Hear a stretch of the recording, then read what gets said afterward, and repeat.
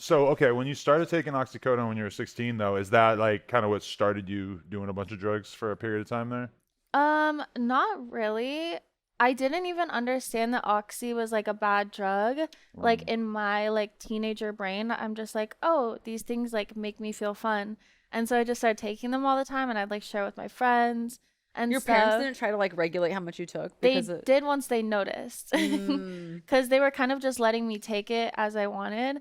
And then they're like, oh, she's catching on. Like we have to monitor yeah, like were you if what's you going stopped taking on. them, were you in pain or was it just like they just gave it to you, so you just kept They taking just more? gave me like a ton, like months worth of them, Yeah. and my mom still has them. Which to be Wow. to be fair, if someone's breaking both of their arms, they're gonna need some painkillers. Yeah. But But do they need 3 months worth? probably not at the They same probably time. trusted that my mom was gonna like ration it, Mm-hmm. but she was kind of just like, oh, like I trust you, like you know how much pain you're in, da da da. And then one day she saw me like taking them like with my friends, and then we would like do the thing where you had a baseball bat and you would go like this and run around in a circle and just like dumb. And she was like, okay, I don't think you need these anymore. It's Oh just my crazy God. because I mean, it's different, but it's the same. Like I had a girl 10 years ago who just came to my house and she had a bunch of Zans and I had no idea what they were really going to do to me. And then all of a sudden, like a couple weeks later, it's like we just been doing Zans for a few weeks and my life was Mhm. kind of like falling apart and I had to stop doing them. But it's like, it's kind of like the teachers of the school system should just warn kids about like every specific drug and tell them like, this is what this drug is going to do to you. This is why it's bad. But instead they try to kind of hide But it they from you. always like the doctors too. They just offer you like the craziest possible option. Like they Mhm. tried to offer me that when I had the cesarean, even though I was Mm. a new mom, and I was like, "Give me the Tylenol. Like it's chill. I got cut Yeah, open, but I that's don't crazy. need it, you know." Tylenol ain't nothing compared to that But shit. I didn't need it. I was fine off the Tylenol. Yeah. Like, you don't need the craziest form of the painkiller all the When time. they tell me to take ibuprofen, I get offended. I'm like, bro, that's not But gonna it do anything to works. me. Yeah, It but not like that works. other shit, man. But I mean, you need to function too. But so when you talk about, because we can edit this out if you want, but you had to go to rehab at one point. Mhm. Okay, that's good. We don't have to edit Yeah, that no, out. I'm open about it. Okay, Everyone knows. what was giving you a hard time at that point?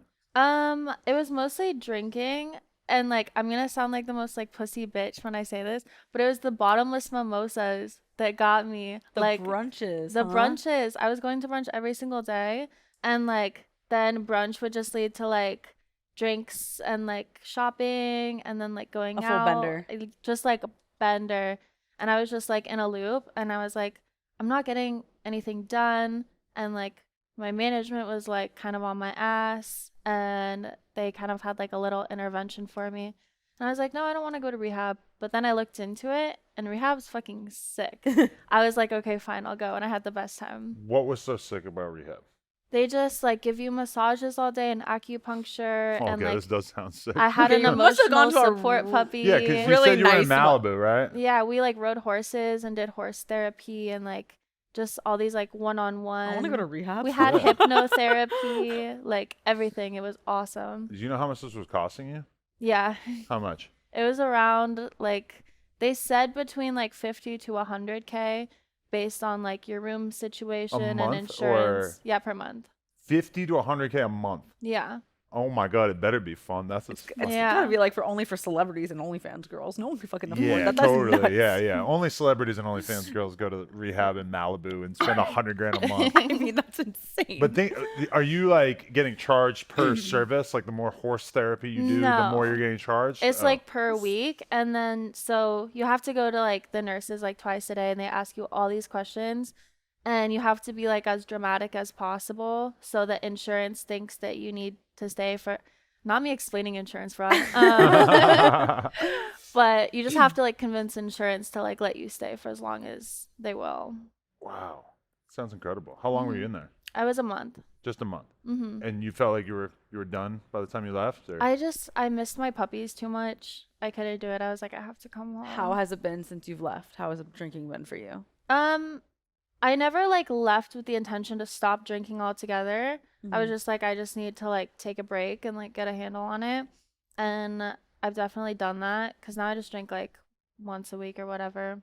The hangovers are hitting me harder, so it's like not really worth it. No more Really? bottomless mimosas for you? Just like once a week. Okay. Yeah, wait till you're 40. It just slowly starts to damage you more and more each time you drink. The I early 20s is nothing. I can't wait. Yeah.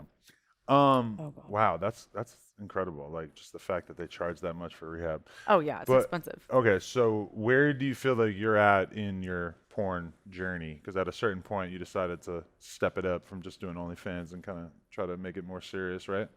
Yeah, I just started mainstream like this year earlier. Um, I like it a lot. I kind of only gave it a shot so that I could get like more publicity, I guess, for Mhm. my OnlyFans.